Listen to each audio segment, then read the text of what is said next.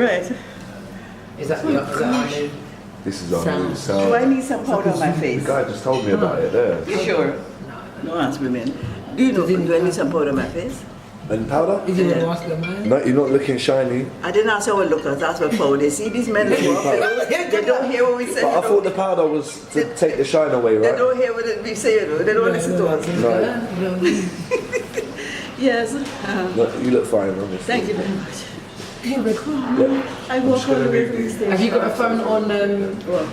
silent? Is your phone? It's not going to ring in the middle Oh, of the you ran the You seem like a busy lady. I don't mind the busy, but when you're writing for the word lady, sign it. Yeah, that's good. Perfect. Right. You want me to speak the truth? How is it? And if it's good. I don't try. I do my best. You mustn't forget. So you let me know when you're ready. So do you want me to give you an overview of what we're going to talk about before we talk? Or do you want me to just talk to you? Just Just move the Tell phone me. out of the shot. I'm going to ask you how you met Peter, what you approached him for in regards to help with your charity or business or what have you. that was all you asked me for the thing. How, I first met him. what his response was, how what impact he's had on your. Helen, you got a dictionary? Find out the meaning of impact. It's anything to do with this. It was. Yes, dear. And then just finally it would be like a birthday message that you Okay, sent. okay, So it's okay. very. I met him a long time ago, really. Yeah, that's all right. Yes, you've got a really interesting story. That's how you know Peter, right? Really? That's what he yeah. told me. Yeah? Right, okay. We're good to go with the cameras and stuff. Can I just ask if we do like a clap on it, and then so we can sync the sound up to the visual? Okay, so let's clap. Yeah, just before we start, we do just a one clap. What, just me one clap? Yeah, just one, and then you ask the question. Because then what it is, then we can just easily put the video and the audio together in one, if that makes sense. What, so before each question? No, just before you start Before this it starts. Oh, right, okay, interview, okay. yeah, you just do a one clap, leave it a second, and then start. Okay, yeah? darling. Okay. Okay. Yeah. Yeah, ready when you are. Can you please tell us your name and which organisation you're from? My name is Anne Roberts, and I'm manager of the Bren Family Support Project in Horston. What does the Brent Family Support Project do? We come alongside families who are dysfunctional and who have lots of problems, particularly with teenagers, and we're able to address issues that they had not seen or things that they really, really need help with, and they don't understand the teens. Okay. Please tell us how you got to know Peter. How much time have you got?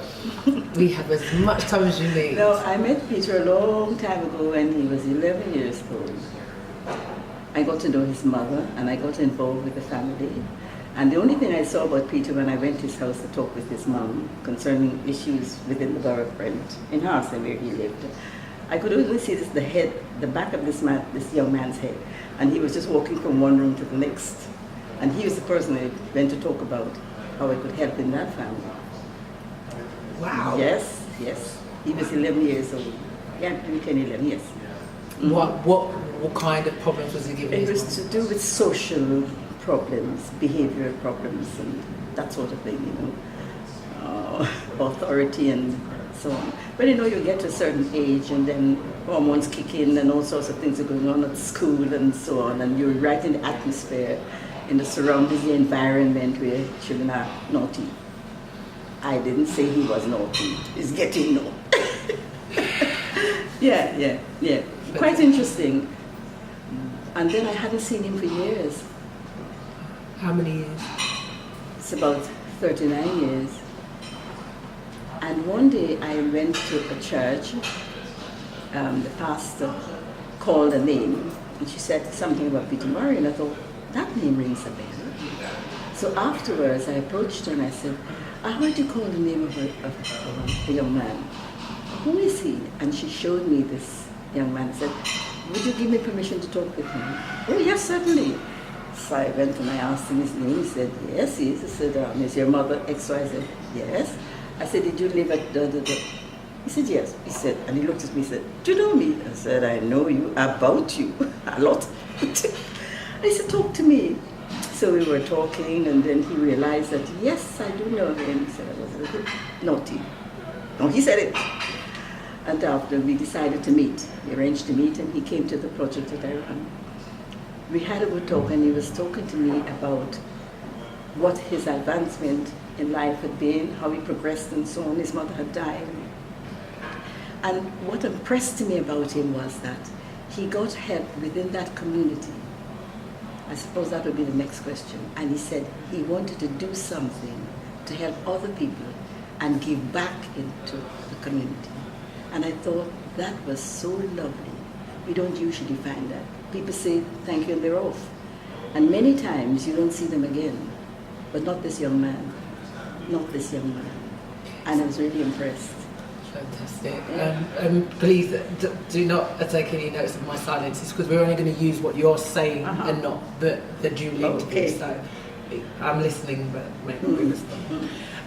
Okay, so brilliant story. Take me from that meeting to how it came about that you two began to work together. Right. When he asked me what I do, and then I explained to him about working with families, I remember him distinctly saying, "You still do that?" I said, yes, I still do that, and we've been having lots of success with families, getting them back together again, the unit of society, because many times we find that with situations where money is spent on looking after the community and getting things in order in the community. But the thing is, the community is made up of those people within houses, within homes. And if we can fix the homes, the community will be better.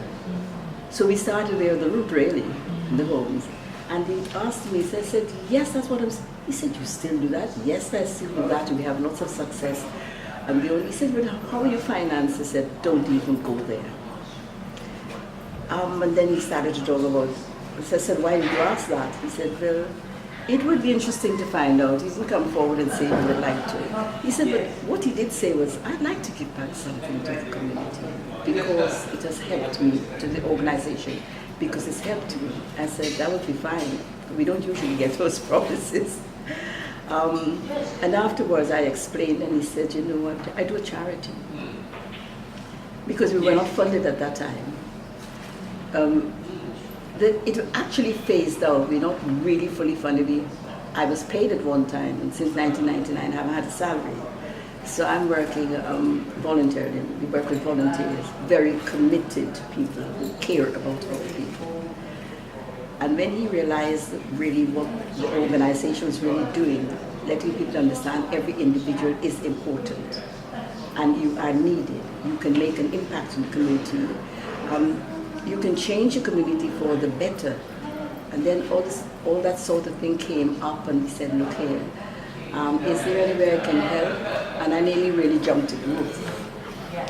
And I said, what can you help to do then? He said, actually I have a trust, and I will talk with my trustees and see what we can do to help, because I really would like to give back something to help in the community. And I thought that's very noble of you. Because as I said before, we don't get that sort of thing. So when was this?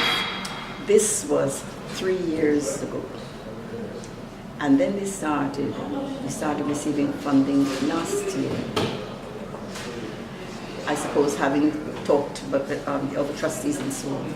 And then they took the decision and they started supporting us. And that's the funding that we really get that's got the organization really, really going. Which and which charity is that? It's PGM Trust. We get a small amount every year to do a party from another organization, very small amount. And every year we do that, but that would never take us anywhere. We are grateful, but what I would like to say is, if it had not been for the PGM Trust, there's no way we could do what we do. It's a lot of visiting in hospitals, and if people get into prison, we go there. It doesn't matter where it is. We started first with the young mums, and then because I got the fathers involved, who they must assume the responsibilities for the children. So we had the mother and the child and the father, and the name was changed to Family Outreach Project. But then having the mothers now, because I used to teach English, and I would get them back on their feet, and now they're looking for jobs and so on, it means that grandparents stepped in, and cousins who were not working and could look after the children. So the mothers went out to work. So now it's everybody now, the extended family, and we are doing the Brent Family Support Project. Nobody's exempt. But it's wonderful. It's really good to see the lives of people change. People must know that they are important. Everybody is important. And just many times it's just needing a bit of guidance and so on, but I found people really, really good and interested in what we were doing. It was a sort of thank you very much, a nice day from you. He did something about it. Absolutely. And so what direct impact does the concerned about the noise? Is that okay, the noise? Is it disturbing? It's not going to, because we've got this recorded now. That's all right, okay. Clients and all that. Yeah, sure. So, what was I going to say? In terms of Peter's impact, so the money that comes from the PJM Trust, what is that actually used for? Is it like wages, or is it used? We don't pay a wage.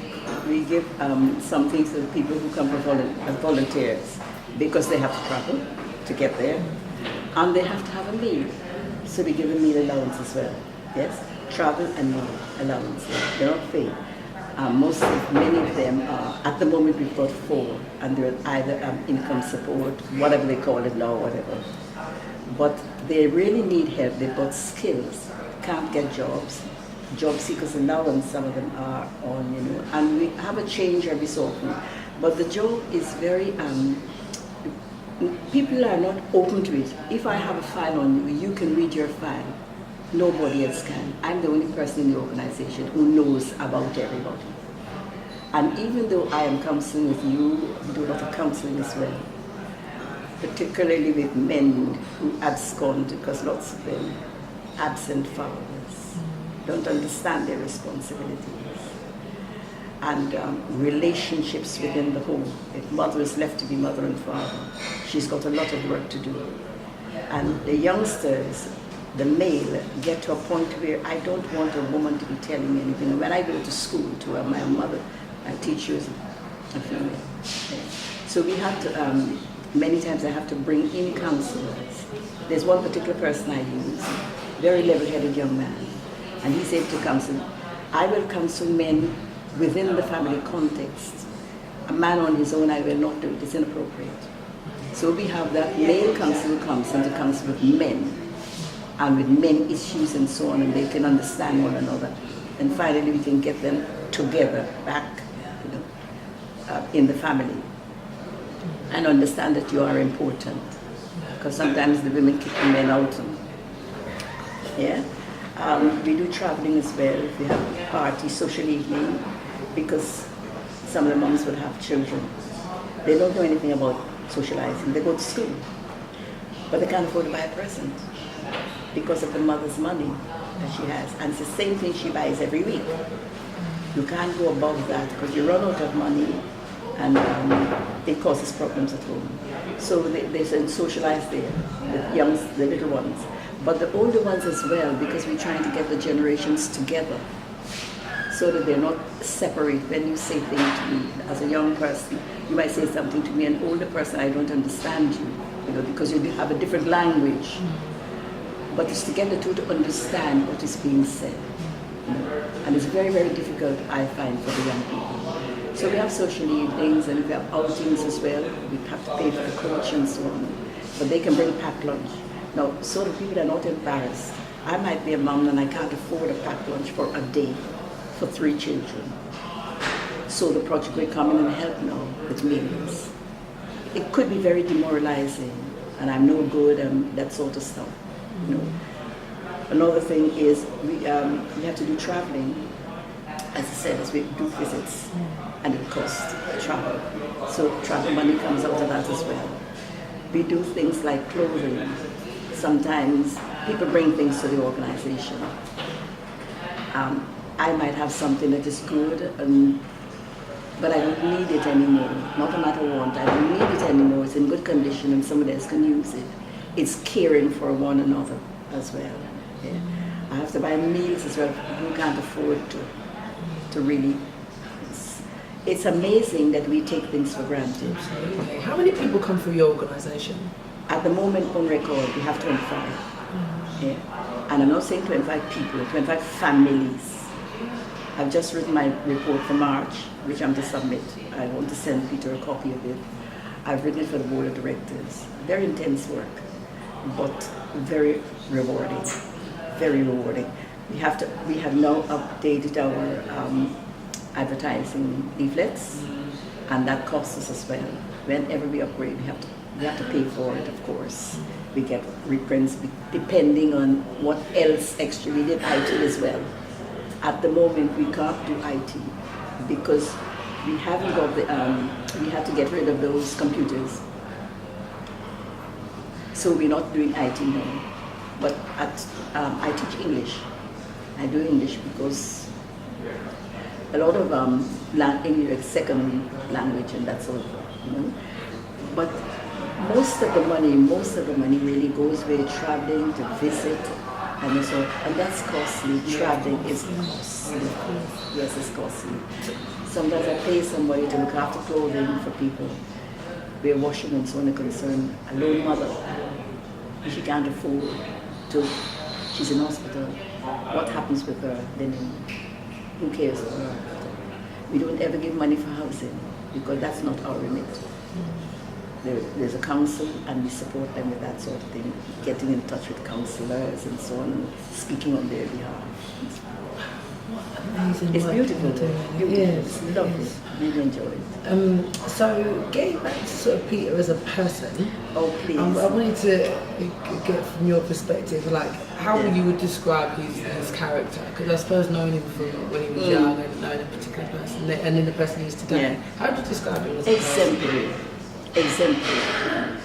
What I like about him really is his method of dealing with people. I have found, from my experience with him, he doesn't put people down.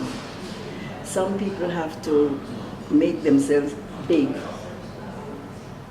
because to let the other person know the person I'm helping. You're very lucky, you're very fortunate to be in my life, really, you down there. But isn't that, it's a sort of building up, and somebody I feel that I could trust. And as I said, of exemplary character. Yes, I really do admire him. And his honesty, when I asked certain questions, he would come out and say honestly what it is. He said, tell me about X, Y, Z, this Christian particularly. What is X happening? Da, da, da. And he would tell me. I don't know if he looks at me as mother or And so from a spiritual point of view, do you see a different sort of part of his character in that Yes, sense? I see that he has a lot to give. It might well be in situations where, sometimes we feel that I don't want to feel that I'm showing off or whatever. Situation like that. I said, no, but you got it. That you give it. Yes, he wants to give it and so on, but he doesn't want to feel that I'm the big one. Yeah? He would like to share. He likes that sort of thing, like sharing and so on. Not to take any superiority over anybody because I know more than you, whatever. And it's really imbibing, imparting into other people's lives and so on, to build people up.